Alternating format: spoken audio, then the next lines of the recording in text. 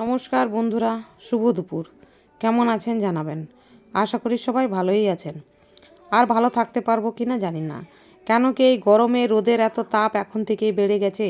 বছরের শুরুর গরম, শুরুতেই খুব রোদ, প্রচণ্ড তাপ, পরে আরও কি হবে কি জানি। মাঝে মাঝে বৃষ্টি হলে হয়তো গরমের তাপটা কিছু কমবে, কিন্তু তাপমাত্রা এতটাই বেড়ে যায় যে আমাদের ঘরে থাকা খুব অসুবিধা হয়ে যায়। কিন্তু কিছু করার নেই, গরমকালটাকে আপনাকে কাটাতেই হবে। মাঝে মাঝে বৃষ্টি হলে শান্তি পাওয়া যায়।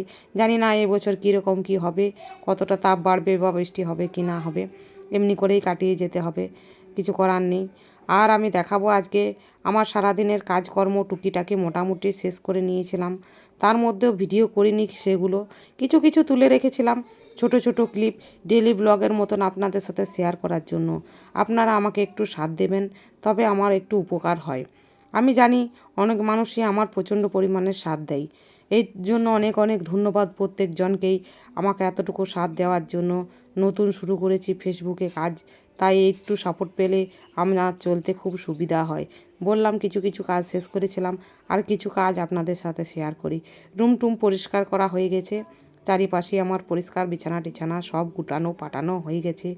এর মধ্যে আমি একদিকে ভাত চাপিয়ে দিয়েছিলাম, আর ভাত চাপাতে চাপাতেই আমার মনে পড়ে গেছে যে আমি আজ সকালে পর্দাগুলো কাচবো ভেবেছিলাম, কাচা হয়নি। আর আমার যখনই যেটা মনে হয় তখনই সেটা আমি সেরকমভাবে করে নিই, পরে আর অসুবিধা হয় না। আমার যখনই মনে পড়েছে কাচতে হবে, তখন রান্না বাদ দিয়ে আমি আগে কাচতে চলে গেছি। আপনারা কীরকম করেন? আপনাদের মনে কি এরকমই হয়? তাই পর্দাগুলো সব খুলে আগে আমি ভাবলাম কেচেই নিই, তারপর অন্য কিছু করব। ভাতটা একটু দেরি হলেও অসুবিধা নেই, পর্দাগুলো যদি শুকিয়ে যায় তাহলে আমি ঠিক টাইমে লাগিয়ে নিতে পারবো। ওই জন্য ভাতটা বললাম তো হয়েই গেছিলো। বাকি কী করেছিলাম আমি দেখাবো। অতি সাধারণ, কিন্তু এগুলো খেতে আমার খুব ভালো লাগে। অতি সাধারণ ভাত তো দেখিয়ে নিলাম। আর ভেজেছিলাম করলা, আলু, পেঁয়াজ, লঙ্কা দিয়ে একটা ভাজা। আর এদিকে দেখাই একটা নতুন ভাজা ভেন্ডি। এগুলো ম্যাগি মশলা দিয়ে আমি ভেজেছিলাম। ম্যাগি মশলা দিয়ে খেতে ভেন্ডি ভাজা আমার খুব ভালো লাগে, তাই এটা ভেজেছিলাম। বললাম না অতি সাধারণ, কিন্তু আমার খেতে ভালো লাগে। আর করলা আলু তো বলেইছি, যেগুলো করলা আলু পেঁয়াজ দিয়ে লঙ্কা দিয়ে একটু ভাজা আছে। আর অনেকগুলো টমেটো দিয়ে লাল লাল টক টক একটু পোস্ত বানিয়েছিলাম। এই পোস্তটা, আর একটা নতুন ডালের কথা বলি।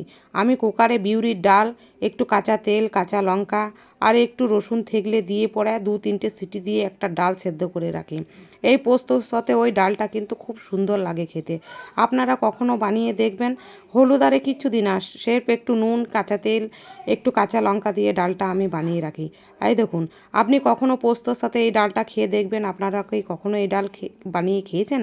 আমাকে একটু বলবেন। আমার ভিডিওটা দেখার জন্য অনেক অনেক ধন্যবাদ। সুস্থ থাকবেন, ভালো থাকবেন, এই কামনাই করি। ধন্যবাদ।